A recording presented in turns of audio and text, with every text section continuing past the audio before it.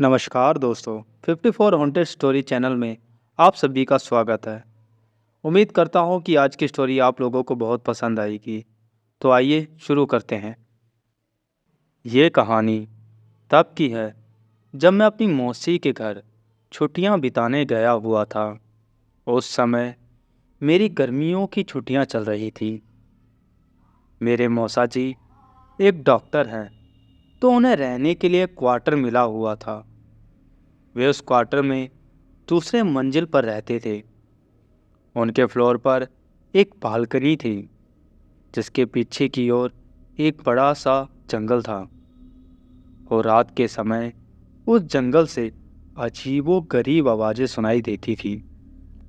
ऐसे ही एक दिन की बात है, जब हम सभी खाना खाकर रात में बालकनी में बैठे हुए थे कि तभी मेरी मौसी का लड़का हमसे कहने लगा कि किसी में हिम्मत है, यानी किसी में इतनी हिम्मत है कि वो रात के इस समय में इस जंगल के अंदर जाए।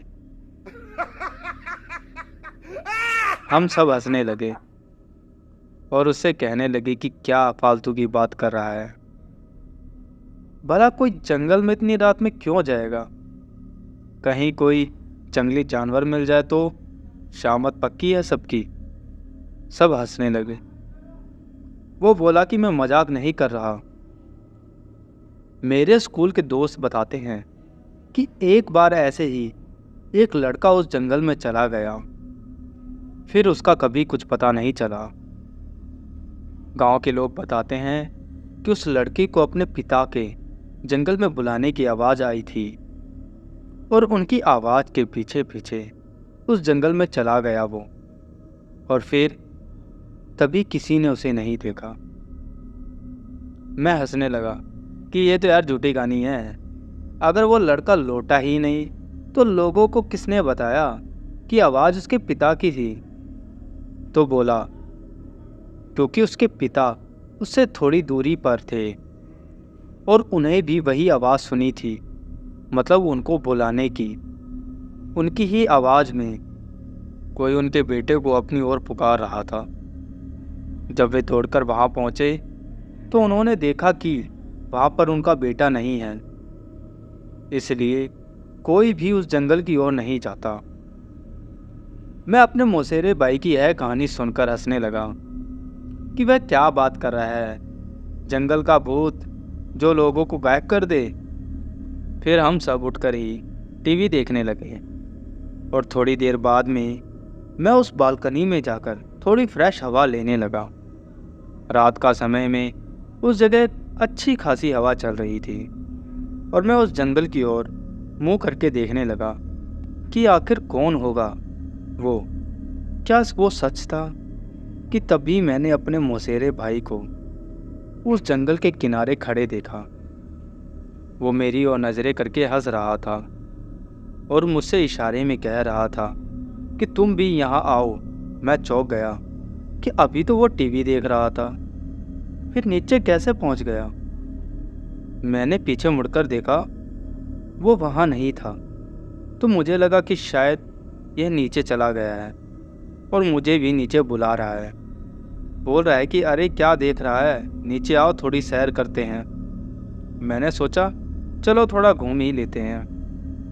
मैं नीचे जाने के लिए दरवाजे तक गया कि तभी मैंने देखा कि मेरा भाई तो टॉयलेट से बाहर आ रहा है। ये देखकर मैं सन्न रह गया। मेरे रोंगटे खड़े हो गए कि मैं बस यही सोच रहा था कि अगर ये यहाँ तो नीचे कौन था। मैं उससे बोला कि तुम नीचे तो थे, इस बाथरूम में कब आए?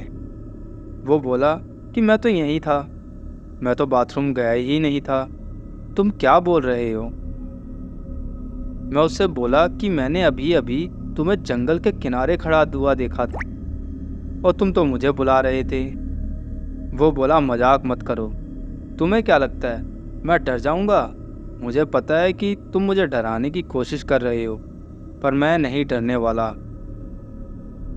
इतना कहकर वो टीवी देखने चला गया। मुझे यकीन नहीं हो रहा था कि ये मैंने अभी क्या देखा। उसी रात मैं जब सो रहा था तब किसी को मुझे पुकारने की आवाज़ आ रही थी।